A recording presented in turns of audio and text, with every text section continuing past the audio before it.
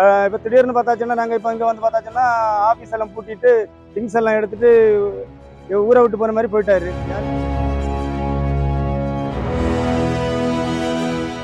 இப்போ நாங்கள் வந்துட்டு இங்கே வந்து பார்த்தவரந்தரிக்கு இப்பவுமே ஒரு 50-100 பேர்கிட்ட நாங்கள் நிற்கோம் சார். இனி இதே மாதிரி தெரியாமல் எத்தனை பேர் இருக்காங்கன்னு தெரியாது.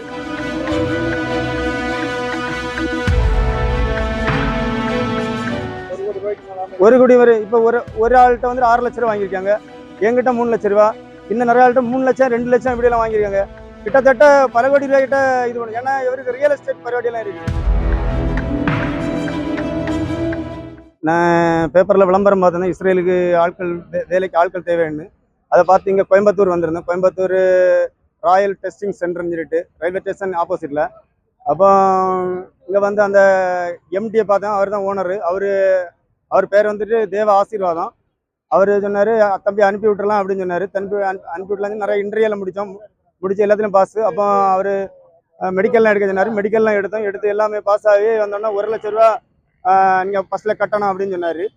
சரின்னு சொல்லிட்டு நாங்கள் பேங்க் வழி தான், பேங்க் டு பேங்க் தான், ஒரு 35,000 ஒரு 65,000 அப்படி ரெண்டு அக்கௌண்ட்டில் அனுப்பி கொடுத்தோம். கொடுத்துட்டு அதுக்கடுத்து எல்லாமே உடனே கூப்பிட்டு ஆஃபர் லெட்ரு விசா காப்பி எல்லாம் கொடுத்துட்டு சொன்னார் மீதி அமௌண்ட்டை கட்டணும் அப்படின்னு சொன்னார். அப்போ நான் எல்லாம் விசா காப்பியெல்லாம் கொடுத்தனால இனி அப்போ எல்லாம் ரெடி ஆகிட்டு அப்படின்னு உள்ளதில் உடனே என்ன செய்துட்டுன்னு சொன்னால் 2 லட்ச ரூபா கையிலே கேட்டார். ஏன்னா இனி நீங்கள் பேங்க்கில் போட்டு தந்தால் எங்களுக்கு இன்கம் டேக்ஸ் ப்ராப்ளம் வரும், கையில் அமௌண்ட்டை கொடுங்க அப்படின்னு சொல்லிட்டு. அப்போ நாங்கள் உடனே பாக்கி 2 லட்ச ரூபா கையில் கொடுத்துட்டு அவர் இன்னும் உடனே ரெடி ஆகிட்டுன்னு ஒரு வாரத்தில் ரெடி ஆயிரும், ஒரு வாரத்தில் ரெடி ஆகணும். அடுத்த கேட்க சொல்லுவார், அங்கே இஸ்ரேல் போர் நடக்கிறனால கொஞ்சம் ஃப்ளைட் ஓடியெல்லாம் கொஞ்சம் கஷ்டமாக இருக்குது அப்படின்னு சொல்லிட்டு இருந்தார். அப்போ நாங்களும் அது உண்மைதானே அப்படின்னு உள்ள இதில் வந்துட்டு நாங்களும் நம்பி அப்படியே இருந்தோம். அவர் சரி சார்னு சொல்லிட்டு அப்போ அதே இது பண்ணிகிட்டே இருந்தார். இப்போ அப்படி சொல்லி 2.5 வருஷத்தை கடத்திட்டாரு. இப்போ திடீர்னு பார்த்தாச்சுன்னா நாங்கள் இப்போ இங்கே வந்து பார்த்தாச்சுன்னா ஆஃபீஸ் எல்லாம் பூட்டிட்டு திங்ஸ் எல்லாம் எடுத்துட்டு ஊரை விட்டு போகிற மாதிரி போயிட்டாரு. யாருமே இல்லை. அப்போ அதான் என்ன பண்ணியன்னு தெரியாமல் நாங்கள் கடைசியில் இப்போ வந்துட்டு கமிஷனர் ஆஃபீஸில் போய் கம்ப்ளைண்ட் கொடுத்தோம். அப்போ சார் அங்கேருந்து சரி மனுவெல்லாம் வாங்கிட்டு சீட்டு ஸ்டேஷனுக்கு போய் சொன்னார். இங்கே வந்தோம் இங்கே இருக்க சார்மாரை பார்த்து நாங்கள் கம்ப்ளைண்ட் போல எழுதி கேட்டாங்க, கொடுத்தோம். அப்போ அவங்களும் 2-3 நாளையில் கண்டுபிடிச்சி கொடுக்கலாம் அப்படின்னு சொல்லியிருக்காங்க. நீங்கள் தான் சார் நல்ல ஒரு முடிவாட்டு எங்களுக்கு இது பண்ணணும் சார்.